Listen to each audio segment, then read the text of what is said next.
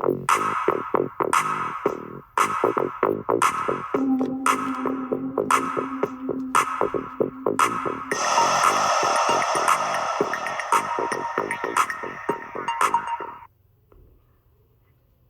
everybody, welcome to our new topic this afternoon or this morning.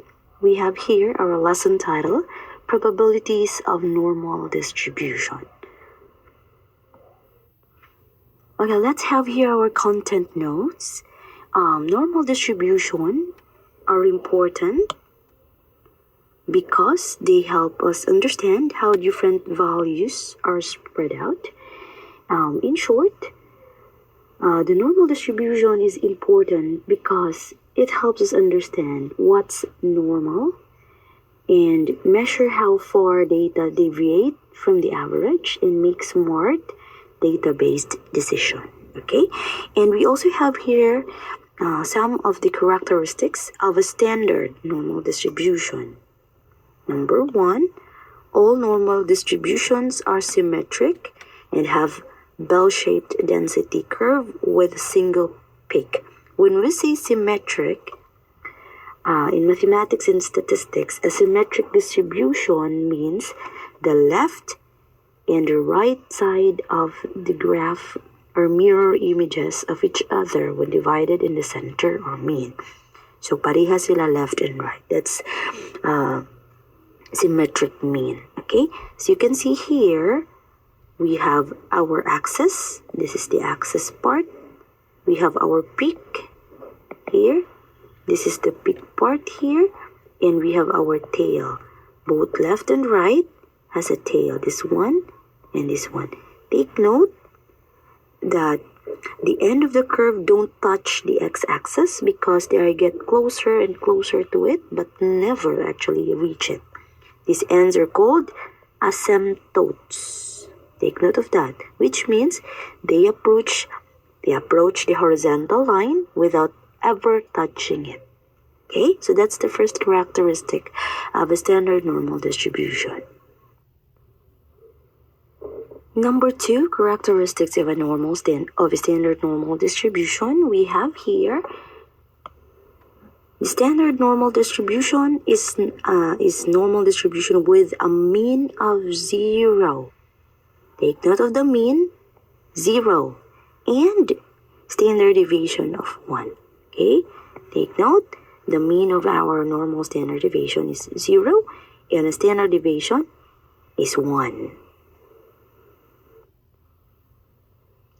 Number three, third characteristics, we have here, the standard normal distribution has mean, median, and mode. Okay, take note that in a standard normal distribution has three central tendency here. We have mean, median, and mode. And symmetry about the center. And also 50% of the values less than the mean and 50% greater than the mean. As you can see here, again, as what I have said, it's symmetrical. Both sides, a mirror type, left and right the same, 50% on the left, 50% on the right. And a total, again, standard deviation total is 1. So you can see, again, 50% on the left, 50% on the right. And it has mean, median, and mode. Number 4, we have here, the standard normal distribution is a continuous probability distribution showing the following. The area under the standard normal curve makes up probability. Okay, looking at the curve to the right, it shows that the entire area under the normal curves adds up to 1. Okay, left and right, the left and right portion, we have 0.5 and 0.5, that's equivalent to 1. Take note again that the mean is 0 and the standard deviation is 1. Okay? Okay, number 5, this is the last characteristics of a standard normal distribution. As you can see here, a normal distribution can be standardized. Okay? This standardization let us compare values from different distributions using the same scale. it can be transformed into the standard normal distributed variable by using the formula form, the standard score. So we're going to use formulas. For sample, we have here our sample formula. Z-score is equal to the normal value, here x, minus the x-bar. X-bar here represents the sample mean divided by S, which is a standard deviation of the sample. So we have z-score is equal to x minus x-bar all over standard deviation of the sample. We also have here our population formula. We have z-score is equal to the normal value, or the x, minus the mu. This is the given mean for a population, and then divided by the sigma. Sigma here, this one, it represents the standard deviation of a population.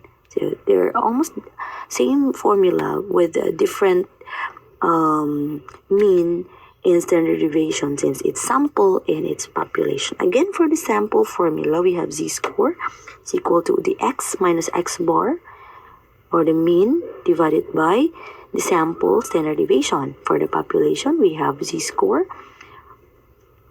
is equal to the x, or the normal value, minus the mu, which is the mean of the population, all over sigma, or the standard deviation of the population.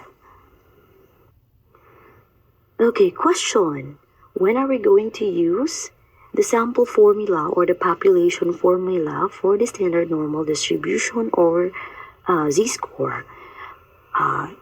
We're going to use population formula. Take note of that. If you are given the population mean, if ang problem na to na siya given na population mean, given na siya kani ang mu, you're going to use the population formula.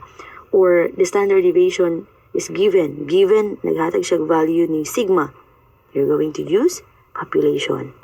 Again, take note that in population formula, the problem clearly states that the data represents the entire population. So analyze the problem. It gives a general population, daghan or entire ang iyahang given. Dili lang ginagmay. Okay, you're going to use population formula. And when to use sample formula? You're going to use sample formula if you're working with a sample, not the entire population. Ang problem, naghatag lang siya, gamay lang a sample for a certain value. Or if the problem or the statement given si sample mean, x-bar. Pag naghatag siya value, the sample mean is this one. You directly use the sample formula. Or the problem gives you a given standard deviation, this one. Naghatag siya standard deviation, sample standard deviation. So directly you're going to use the sample formula. Okay? Okay, let's have our example here. Let's read this one. The following are scores of 5 students who took a certain screening test. We have Jerry is 134, JR is 172, G-Mark is 160, Rosie is 145, Care is 150. If the average score is mu is equal to 150 and the standard deviation is sigma is equal to 218, what can we understand by using their z-scores? Since the given value here, we have mu, this is under population, and sigma, this is still under population, we're going to use the population formula. We can recall the population formula is equal to z-score is the given value minus the population mean, which is the mu, all over the standard deviation of the population, or the sigma. Okay, that's sigma. Yeah. So let's start with Jerry. Getting the z-score of Jerry, we're going to follow the formula given. The value there is 134 minus our mu given is 150 divided by the sigma given is 20. So using your calculator, just calculate 134 minus 150 divided by 20. Take note, ayaw siya edit. So if imong calculator is a normal calculator, dili siya scientific, kailangan iyang result. If dili scientific ang calculator, isa-isaha. Subtract daan, result, i-equal siya ang result, then ay i-divide. But if scientific yung calculator na kay fraction form ng calculator, pwede ra edit so. Okay? So the z-score is equal to negative 0.80. So that's the z-score of Jerry. Let's move on to JR. Let's take note of Jerry's z-score. Jerry, negative 0.80. Let's erase this one. Let's have JR. Let's move on to JR. The same process. We have JR score is equal to given value is 172 minus our given mu is 150 divided by 20, which is the sigma. So using your scientific calculator, just calculate this one. 172 minus 150 divided by 20. The result for JR's z-score is 1.1. Okay, so JR, let's take note of that. JR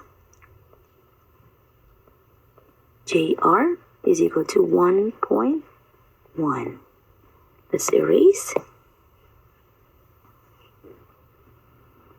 Let's move on to G mark. Let's have here G mark. The same process. We have G marks given value is 160 minus the mu is 150 all over the sigma, which is 20. Calculate that one. We have our z-score or z-score result, which is 0.5. Okay, let's take note of that. We have G mark 0.5. Let's erase. Another thing we also have here, Rosie. For Rosie's score, the same process. We have Rosie's score is 145 minus our given mu or the population mean, which is 150 all over the sigma, which is 20. Calculate that one. We come up with a score of negative 0.25. Okay, so we have negative 0.25 for Rosie. So let's take note of that. Rosie is equal to negative 0.25. Let's erase. Let's have here Care. The same process for Care. We have Care's result, our score is 150. Subtract that one with our given sample mean, which is the mu 150 all over 20, which is the sigma or the standard deviation of the population, 20. So we have 150 minus 150, that's 0. 0 divided by 20, result is 0. Okay, so our z-score for Care is 0. Just subtract that one using your calculator. So we come up here with our result.